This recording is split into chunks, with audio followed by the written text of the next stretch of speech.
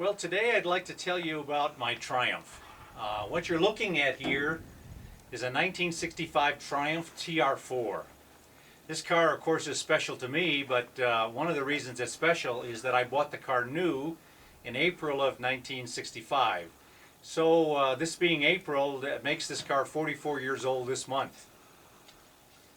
The car actually, Triumph built a little over 40,000 of these cars between 1963 and 1965. In mid to late 1965, they changed over to a TR-4A, which made a few changes to this car. Primarily, it introduced a independent rear suspension.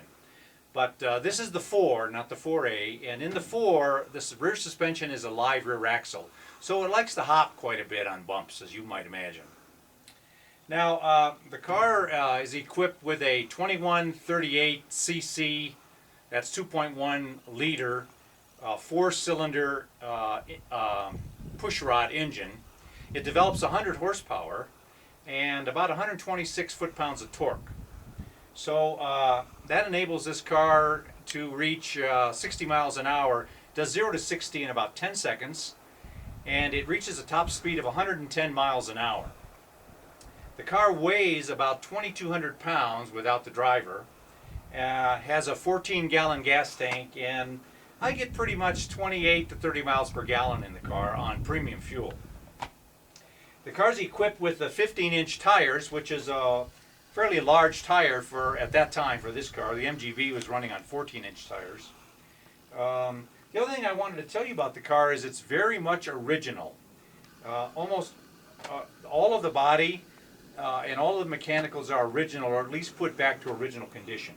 This is not the original condition of the car. The car was restored in 1986 by myself. At that time I had about 104,000 miles on the car, and there was a lot of rust, particularly in the front bumpers and in the rocker panels, in the door posts, and along the top of the rear fenders. So all the parts came off, and we cut all the steel out, welded in new steel, and it got a new paint job, which is in which we really tried to match the original color. So you're looking at something that's really quite original in terms of this automobile.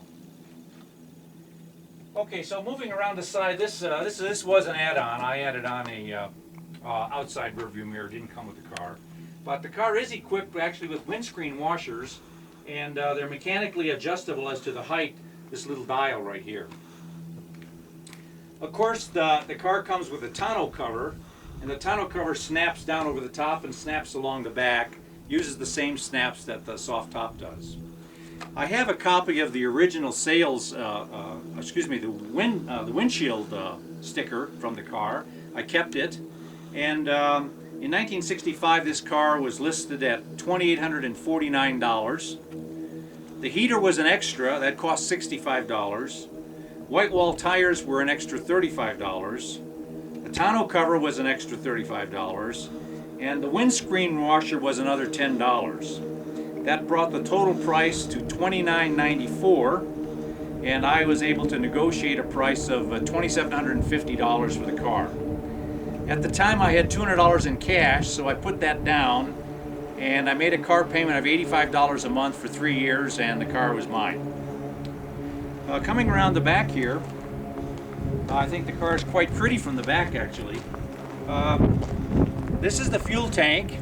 It has a 14-gallon fuel tank, and it sets up vertically in this position immediately behind the rear storage area. Has a chrome cover on it, and it's very convenient to fuel the car from either side, as you can see. The bad part of that is, of course, you got to be careful not to drip gasoline from the gas spout onto the paint. Otherwise, I'd like to mention on the car, you're looking at the original chrome. I did not change this at all. These are the original bumper overriders. This is the original chrome bumper. The trunk or the boot opening handle is original. The lettering is original. All this trim work is all original. When the car was restored in 1986, I took all that material off, took it to the body shop. They did the body work. I polished it all up and I put it all back. So it's very much original.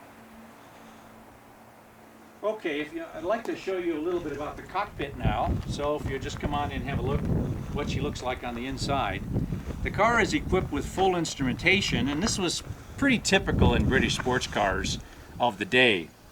So of course it has a tachometer on the left, an odometer on the right with a trip odometer, and it's mechanically operated. There's a little dial underneath to reset the trip odometer. There's variable dash illumination on the left side here. There's a turn signal indicator and a high beam indicator here.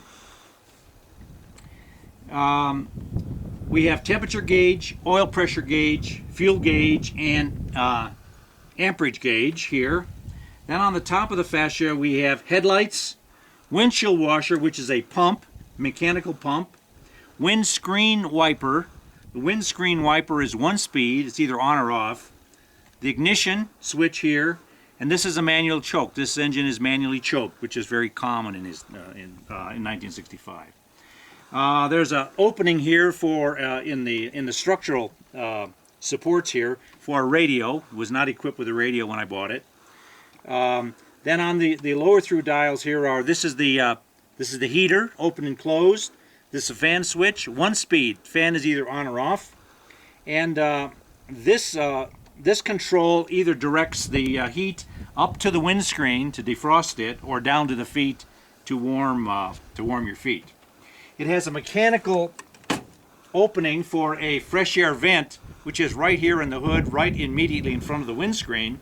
So if you want fresh air, you just pop that open, and you can force the fresh air either through these vents, which are closable, or you can direct it down onto your feet. And in a Triumph, where your legs are right next to the transmission and right behind the engine, many times you want a little cool air coming in on your feet. The handbrake is over here, the emergency brake, and the car comes with a 4-speed manual transmission. Triumph did make an overdrive. Overdrive was quite a bit more money. It was an extra couple $100, something I couldn't afford at the time. I didn't get the overdrive. It was an electrical overdrive at that time, but this car just is equipped with a 4-speed transmission. Other than that, the car came with leather seats. The leather really deteriorated over time, and I have rebuilt the interior with replacement carpets and vinyl seat covers, but the panels on the doors are the original panels. The other thing that I had to replace was this dash top. It's just made from plastic material, and it had all cracked and broken, so this was replaced also in 1986. Other than that, looking at the original steering wheel, it has electrical turn signals. That was a plus at the time, and roll-up windows were the big difference between this car and the TR-3. Of course, the TR-3 body was very different, but the roll-up windows were felt to be necessary for the American market, and this car came equipped with those. So that's kind of a summary and overall look at my Triumph. You're probably wondering how it's going to run, how it runs, and in part 2 of this, I'll show you the engine compartment, and we'll talk a little bit about the mechanicals. That's all for now. Thanks.